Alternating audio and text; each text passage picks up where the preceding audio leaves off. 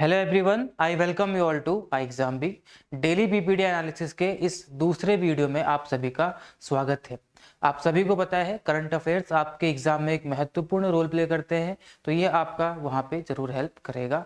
आप चाहे एसएससी के एग्जाम्स की तैयारी करें, चाहे रेलवेज या डिफेंस जैसे सीडीएस, एफकेट या फिर आप एसी कोई भी एग्जाम देते हैं, तो वहाँ पे यहाँ से करंट अफेयर्स आने की संभावनाएं बढ़ जाती हैं। तो उसी कड़ी में डेली बीपीडी एनालिसिस का आज ये दूसरा वीडियो है। वीकेंड्स के अलावा हर दिन आपके लिए वीडियो लाया जाएगा। तो वीकेंड था संडे को, तो आज हम 8th, 9th और साथ ही साथ 7th के करंट अफेयर्स को भी देख लेंगे। डिटेल में करंट अफेयर्स जानने के लिए आप हमारे ड्राफ्ट को डाउनलोड कर सकते हैं हमारी वेबसाइट पर जाकर के, जो कि फ्री ऑफ कॉस्ट है, बीपीडिया नाम से ही है। हिंदी और इंग्लिश दोनों वर्जन आपको वहाँ पे देखने के लिए मिल जाते हैं, डेली, वीकली एंड मंथली तीनों फॉर्मेट्स में। तो आप लोग डिटेल में जाने के लिए वहां देख सकते हैं, और इस वीडियो के माध्यम से मैं आपको जो इंपॉर्टेंट करंट अफेयर्स हैं उनको समझाने का ट्राई करता हूं। तो शुरू करते हैं आज का video 7th, 8th and 9th बीपीडिया analysis इस जनवरी का। ठीक है, सबसे पहले रिवीजन क्वेश्चंस को देख लेते हैं। लास्ट वीडियो में यानी कि 6 जनवरी की वीडियो में आपसे लास्ट में 2 क्वेश्चन पूछे हुए थे।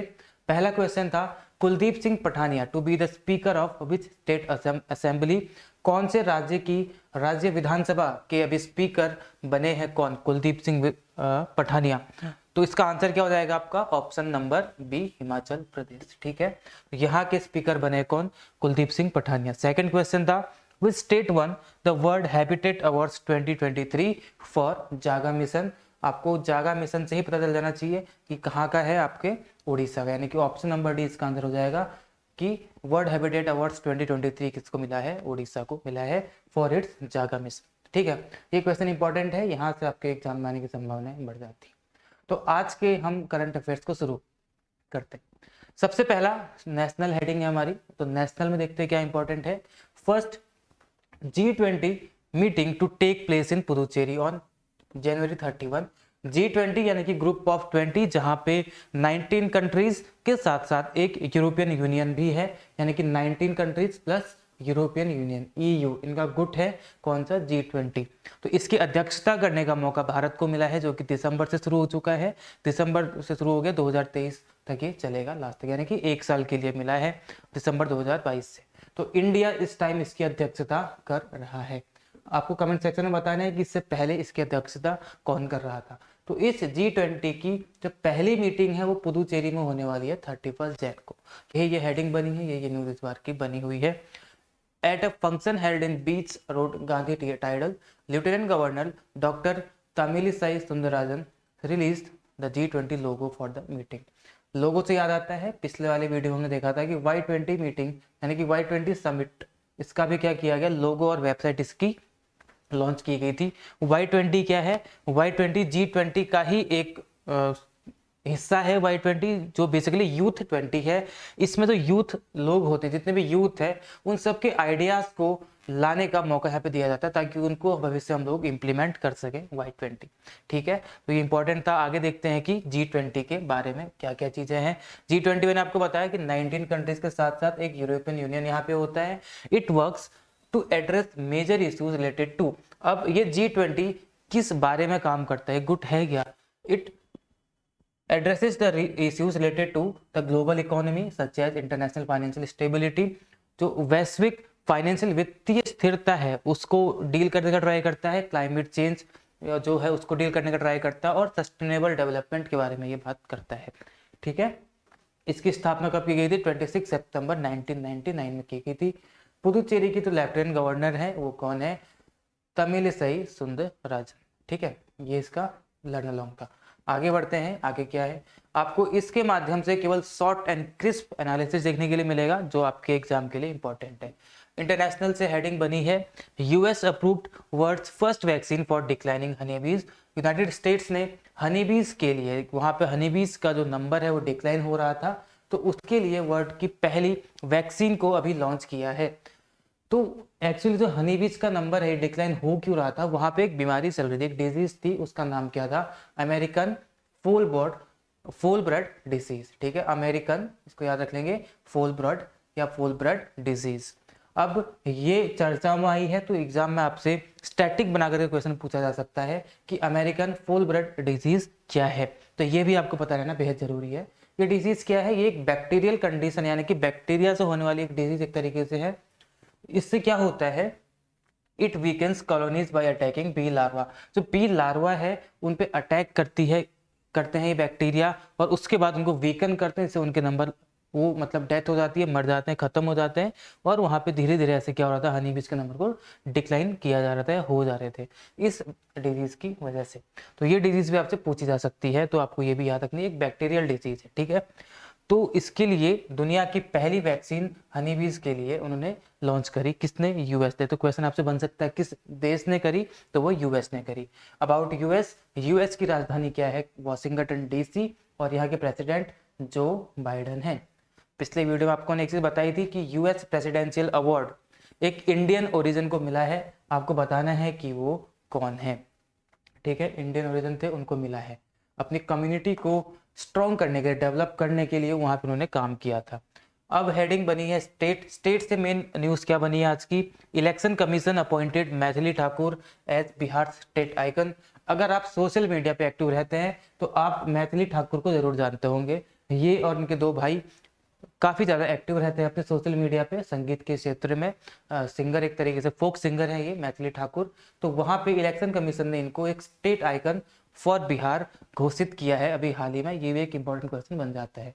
बहुत छोटी सी आयु में इनको ये उपलब्धता हासिल हुई है, तो इनके लिए एक बहुत अच्छी बात है, ठीक है। तो ये क्या करेंगी? She will create awareness among the voters for their participation in the electoral process. कि इलेक्टोरल प्रोसेस, जो भी निर्वाचन की प्रोसेस है, उस सभी में वोटर्स की भूमिका क्या रहनी चाहिए, उनको किस तरीके से अपने अधिकारों को यूज करना चाहिए, उसके लिए लोगों को क्या करेंगे? ये अवेयरनेस फैलाएंगे उनके बीच में। तो उसके लिए क्या किया गया है? इनको स्टेट आइकन बनाया गया है। एक बेहद इंपॉर्टेंट क्वेश्चन है, इस पर आपको एग्जाम में देखने के लिए मिल जाएगा, ठीक है, इलेक्शन कमीशन के द्वारा। अबाउट बिहार, बिहार की राजधानी है पटना, वहाँ के चीफ मिनिस्टर नीतीश कुमार, आप जानते होंगे। फागू चौहान वहाँ के गवर्नर यानी कि राज्यपाल हैं। आगे बढ़ते हैं। अगला जो स्टेट का दूसरा बना है, ये है मणिपुर में होने वाला एक फेस्टिवल। अब ये क्वेश्चन आपसे स्टैटिक बना करके या बना करके भी पूछा जा सकता है स्टैटिक जीके के तौर पे कि इमोइनु इराटपा, इसका नाम पढ़ने में थोड़ा अजीब सा होगा क्योंकि वहाँ की लैंग्वेज में है। Imoinu Iratpa festival celebrated in Manipur, ये मणिपुर में अभी हाल ही में सेलिब्रेट किया गया। मणिपुर के लोगों को क्या बोला जाता है? वहाँ पे उन लोगों को बोला जाता है मीटी, ठीक है, मीटी वहाँ को बोला जाता है वहाँ के लोगों को। तो मीटी का जो लूनार, उनका एक अलग से कैलेंडर चलता है, तो उसके हिसाब से उनका लूनार मंथ यानी कि जो चंद्र यानी चांद वाला जो मंथ है उनका, उसके 12th डे को लोग सेलिब्रेट करते हैं ये वाला फेस्टिवल। तो जो अभी हाल ही में किया गया था, इसलिए चर्चाओं में आ गया। तो ये कहाँ का आपका एक फेस्टिवल है, आपसे पूछा जाएगा तो आपको बताना है मणिपुर का ये फेस्टिवल है। और कब होता है? 12th डे ऑफ द मीटी लूनार मंथ, जो उनका लूनार मंथ है उसके 12वें दिन ये टेक प्लेस होता है, यानी कि उस दिन ये सेलिब्रेट किया जाता है, ठीक है। तो आपके लिए इंपॉर्टेंट था। अब आगे बढ़ते हैं।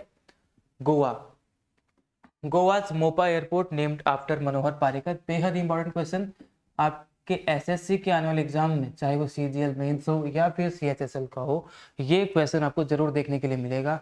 अभी हो सकता है जीडी में भी आ जाए, ठीक है। गोवा के जो मोपा एयरपोर्ट है, जो गोवा का मोपा एयरपोर्ट है, जिसका अभी हाल ही में नरेंद्र मोदी जी ने उद्घाटन किया था, उसको मनोहर पारिकर के नाम पे रख दिया गया है, ठीक है। Union cabinet has given ex post facto approval for naming of greenfield international airport at Goa's Mopa. जी गोवा के मोपा में है ग्रीनफील्ड इंटरनेशनल एयरपोर्ट, इसका नाम रख दिया गया है मनोहर इंटरनेशनल एयरपोर्ट। मनोहर कौन थे? मनोहर पारिकर, जो कि पहले हमारे डिफेंस मिनिस्टर और गोवा के चीफ मिनिस्टर यानी कि मुख्यमंत्री रह चुके थे। तो इनके नाम पे रख दिया गया है इस एयरपोर्ट का नाम। तो ये अभी एक इंपॉर्टेंट न्यूज वहां से बन के आई है, ठीक है। कब इसको इनॉग्रेट किया गया था प्रधानमंत्री मोदी जी के द्वारा? The airport at Mopa Goa was inaugurated by PM Narendra Modi in December 2022, ठीक है। पिछले ही महीने की इंपॉर्टेंट न्यूज है। गोवा के बारे में जानते हैं। गोवा की राजधानी पणजी, सभी को पता है। चीफ मिनिस्टर यहाँ के प्रमोद सावंत और पीएस श्रीधरन पिल्लई यहाँ के राज्यपाल हो जाएंगे, ठीक है। ये आपके लिए इंपॉर्टेंट हो जाता है। अब बढ़ते हैं आगे। साइंस एंड टेक, यहाँ से आपके लिए इंपॉर्टेंट न्यूज बन के आई है। माइक्रोसॉफ्ट, जिसके सीईओ है सत्या नडेला, इन्होंने एक एग्रीमेंट साइन किया है किसके साथ? इसरो के साथ।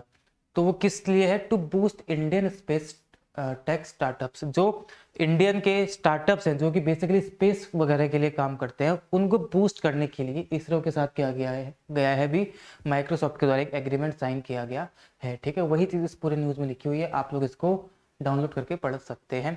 वही बेसिकली ये चीज़ें हैं। तो इसमें आपसे ज़्यादा डिटेल में नहीं पूछेगा, आपको ये चीज़ याद रखनी है। अब आपको पता रहना चाहिए कि माइक्रोसॉफ्ट के सीईओ कौन है, सत्या नडेला, जो आपसे पूछा जा सकता है। इसरो के कौन है? एस सोमनाथ है यहाँ के चेयरमैन। ठीक है, जो मैंने यहाँ पे लिखा भी है, श्रीधर सोमनाथ, एस सोमनाथ है। 15 अगस्त 1969 को इसरो की स्थापना की गई थी। हेडक्वार्टर इसके आपको बेंगलोर में देखने के लिए मिल जाएंगे। और माइक्रोसॉफ्ट 4 अप्रैल 1975, इसके चेयरपर्सन बता दिया आपको सत्य नडेला। और वॉशिंगटन यूनाइटेड स्टेट्स में इसके हेडक्वार्टर देखने के लिए मिल जाएंगे। ठीक है, आगे बढ़ते हैं। डिफेंस, यहाँ से आपकी न्यूज़ बनी है। India will deploy its largest single unit of women peace keepers in UN mission, United nation mission. कहीं पे भी जब अशांति फैली होती है, ग्रह युद्ध या कुछ भी ऐसा चल रहा होता है, तो वहाँ पे जब उस देश से वो चीज़ नहीं समझती है तो यूनाइटेड नेशंस की वहाँ पे आर्मी जाती है। तो भारत यहाँ पे एक स्थान है जिसका नाम है अभी। इस जगह पे अपने भारत की पहली क्या भेजेगा, मतलब पहली नहीं, largest single unit of women piece keeper, यानी कि अब अपने वुमेन पीस कीपर को भेजेगा इंडिया, जो कि अभी तक की सबसे लार्जेस्ट सिंगल यूनिट है। इससे पहले भी इंडिया वुमेन की पीस कीपर्स की फौज को एक तरीके से भेज चुका है वहाँ पे। वो लाइबेरिया में भेजा हुआ था, लाइबेरिया जो कि आपका अफ्रीका कॉन्टिनेंट में एक देश है। ठीक है, लाइबेरिया यहाँ भेज चुका है पहले, लेकिन अब जो भेजेगा यहाँ पे अभी में, वो क्या है? लार्जेस्ट सिंगल यूनिट है, अभी तक की सबसे बड़ी है। अब ये अभी कहाँ पे है? ये सूडान और साउथ सूडान, इनके बीच का एक area, Sudan and south Sudan, इनके बीच का एक एरिया। अगेन दोनों के दोनों कंट्रीज कहाँ पे? आपकी अफ्रीका कॉन्टिनेंट में लाई करती हैं। तो इनके बीच का एरिया जो कि विवादित है, तो यहाँ पे अपनी largest single unit of women peace keepers कौन भेजेगा? इंडिया भेजेगा। ठीक है, लाइबेरिया में 2007 में इंडिया ऑलरेडी भेज चुका है।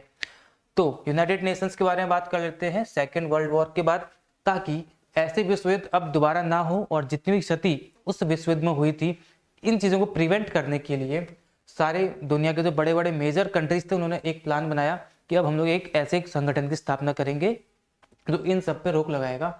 तो स्थापना होती है किसकी? यूनाइटेड नेशंस की, 24 अक्टूबर 1945 में, with its headquarters in New York, United states.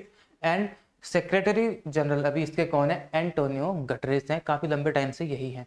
ठीक है, और ये अभी कहाँ पे है? मैंने आपको बता दिया है, सूडान और साउथ सूडान के बीच का एक एरिया है। ठीक है, जो कि क्या है? एक तरीके से विवादित है।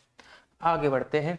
अगला फिर से डिफेंस, IAF यानी कि Indian air force and Japan air self defence force, यानी कि वहाँ की भी एयरफोर्स एक तरीके से, set to exercise jointly in Japan. इनके बीच में, यानी कि इंडिया एंड जापान के एयरफोर्स के बीच में एक मिलिट्री एक्सरसाइज होने वाली है, जो कि 12 जनवरी से लेके स्टार्ट होगी। और कब तक है कहीं लिखा होगा मैंने इस पर, 12 से 26 तक। ठीक है, 12 से 26 जनवरी तक 2023 में ये मिलिट्री एक्सरसाइज होगी। इसका नाम क्या है? वीर गार्डियन 2023। अब ये एक्सरसाइज अभी होने वाली है, तो इसीलिए ये एग्जाम में पूछी जा सकती है कि ये एक्सरसाइज किस किस के बीच होती है। तो इंडिया और जापान के बीच होती है। सेकंड क्वेश्चन, ये किस तरीके की एक्सरसाइज है? यानी कि आर्मी के बीच, नेवी के बीच, एयरफोर्स के बीच, BSF, ITBP, कोस्ट गार्ड, किसके बीच होती है? तो ये एयरफोर्स के बीच होती है, दोनों के, ताकि उनके बीच में डिफेंस कॉपरेशन मजबूत हो, और अपने स्ट्रेटेजिक जो उनके स्ट्रेटेजिक टाइज हैं उनको और मजबूत करने के लिए भी इस एक्सरसाइज को किया जाता है। ठीक है, इसमें जो इंडियन कॉन्टिजेंट है एयरफोर्स का, उसमें क्या क्या शामिल होगा? सुखोई 30 MKI, और उसके साथ 2 C-17 और एक IL-78, ये विमान वहाँ पे पार्ट लेंगे। और जो IL-78 है, ये एग्जाम में बहुत बार पूछा गया है कि किस तरीके का एग्जाम है। जब भी आप FCAT का या CDS का एग्जाम देंगे तो इसके बारे में काफ़ी बार पूछा गया है। एक IL-78 हो गया इसके बारे में। ठीक है, ये हो गया। और एक पिनाका मिसाइल है इंडिया की, पिनाका मिसाइल के बारे में CDS 2 से 3 बार क्वेश्चन पूछ चुका है। तो ये कुछ हाल ही में, मतलब ये बहुत ज़्यादा चर्चाओं में रहते हैं, पिनाका मिसाइल और IL-78, तो इनके बारे में आप लोग जरूर देख लेंगे। ठीक है, और वहाँ जापान की बात करेंगे तो F2 और F-15 एयरक्राफ्ट उनके वहाँ पे हिस्सा लेने वाले हैं।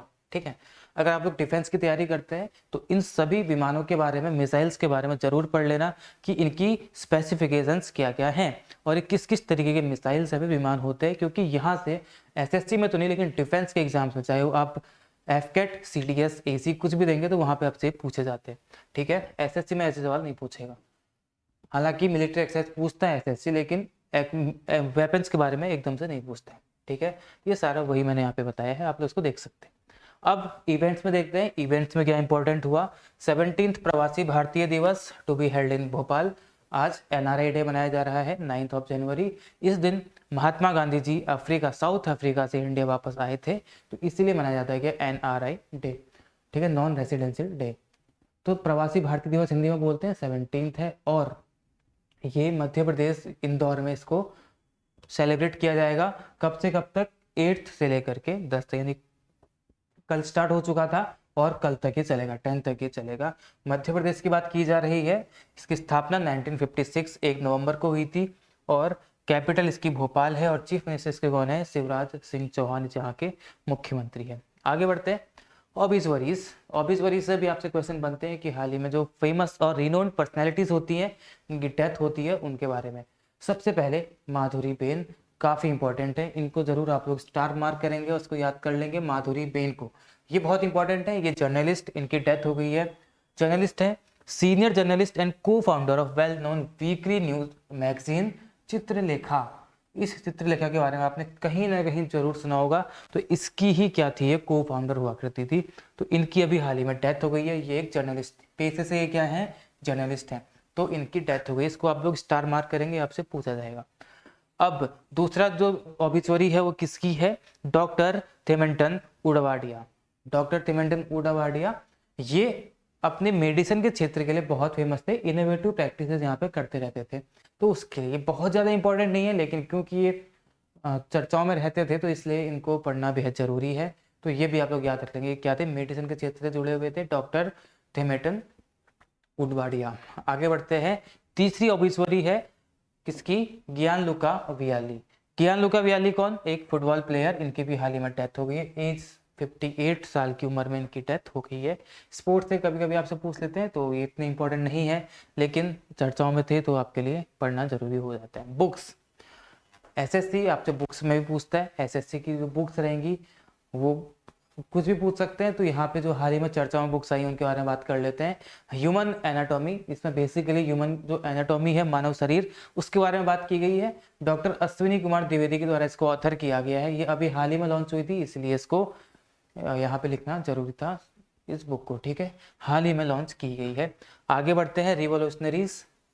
रिवोल्यूशनरीज बुक संजीव सान्याल, इनके द्वारा लिखी गई काफ़ी सारी बुक्स आपसे एग्जाम में पूछी जाती है, तो ये इंपॉर्टेंट ऑथर हैं संजीव सान्याल। इकोनॉमिस्ट रह चुके हमारे पहले, member of prime ministers economic advisory council and author Sanjeev Sanyal. तो ये इन्होंने एक बुक लिखी जिसका नाम है रिवोल्यूशनरीज। इसमें बेसिकली क्या है? फ्रीडम फाइटर्स के बारे में बताया गया है, जैसे भगत सिंह, चंद्रशेखर आजाद या सुभाष चंद्र बोस, इनके बारे में इस बुक में बताया गया है। तो संजीव सान्याल जी की ये बुक है। आगे बढ़ते हैं। अगली बुक है अंबेडकर अ लाइफ, जो शशि थरूर, कांग्रेस के नेता शशि थरूर अपनी इंग्लिश स्पीकिंग स्किल्स के लिए बहुत ज़्यादा जाने जाते हैं। अंबेडकर अ लाइफ, ये बुक लिखी हुई है शशि थरूर के द्वारा। ठीक है, आगे बढ़ते हैं। अपॉइंटमेंट्स इंपॉर्टेंट क्या है? विनय प्रकाश सिंह, ठीक है, विनय प्रकाश सिंह, इनको अभी क्या किया गया? Secretary general of ministry of communication elect किया गया है। ये इंपॉर्टेंट हो जाएगा। ठीक है, पहले ये APPU में थे, अब APPU, अभी इंडिया ने इसकी अध्यक्षता ली है। अब आपको बताना है कि APPU क्या है। ठीक है, APPU, अगर आप बीपीटी ड्राफ्ट डेली पढ़ते हैं तो आपको ये पता होगा, हमने कवर किया हुआ है। APPU क्या आपको बताना है। ठीक है, तो आज के जो इम्पोर्टेंट हेडिंग्स थी यहाँ तक की, ये आपके लिए इम्पोर्टेंट है। इन सारे से जो जितने भी इम्पोर्टेंट न्यूज़ या करंट अफेयर्स हो सकते हैं वो सारे के सारे आपके सामने है। ठीक है, जाते जाते लास्ट में आपके लिए 2 क्वेश्चंस जैसे हम लोग छोड़ के जाते हैं, आज फिर से उसी को करेंगे। Which state recently launched chief ministers residential land right scheme? अभी हाल ही में किस राज्य ने इन चारों में से मुख्यमंत्री रेसिडेंशियल लैंड राइट स्कीम यानी कि भूमि अधिकार या अधिकार स्कीम को लॉन्च किया है? उत्तर प्रदेश, बिहार, उत्तराखंड या फिर मध्य प्रदेश। सेकंड क्वेश्चन आपके लिए है world day of war orphans is observed every year in. World day for war orphans हर साल कब मनाया जाता है? 6th, 5th, 4th या फिर 3rd जनवरी को। ये दो क्वेश्चन आपके सामने, कमेंट सेक्शन में आपको इसका आंसर करना है। सही आंसर आपको अगले वीडियो में यानी कि कल जानने को मिल जाएंगे। ठीक है, तो ये था आज का बीपीडी एनालिसिस, जिसमें हमने 7th, 8th और 9th जनवरी का करंट अफेयर्स देखा था। वीकेंड्स के अलावा हर दिन आपके लिए ये बीपीडी एनालिसिस लाया जाएगा। इसके एमसीक्यूज की प्रैक्टिस आपको हर वीकेंड पे यानी कि संडे को कराई जाएगी शाम को इसी टाइम पे। ठीक है, तो वहाँ पे आपके लिए इसके एमसीक्यूज का वीडियो यहाँ पे आपके लिए आ जाएगा। आपको करना क्या है, टेलीग्राम में जाना है, SSCB जो कि SSC, रेलवे और डिफेंस एग्जाम प्रिपरेशन के लिए ज़रूरी है आपके लिए। तो इसको जाकर के सब्सक्राइब कर लेना है, फॉलो कर लेना है, उससे जुड़ जाना है। आपको सारी की सारी इंपॉर्टेंट अपडेट्स यहाँ पे मिल जाती हैं। साथ ही साथ हमारे चैनल को सब्सक्राइब करके बेल आइकन को ज़रूर दबाएं ताकि आपको क्वालिटी कंटेंट यहाँ पे प्राप्त हो जाए। तो फिर आप लोग इसी तरीके से अपने एग्ज़ाम्स की तैयारी के लिए हमसे जुड़े रहें, और जिसका भी एग्ज़ाम SSC GD का है उन सभी को all the very best and thank you.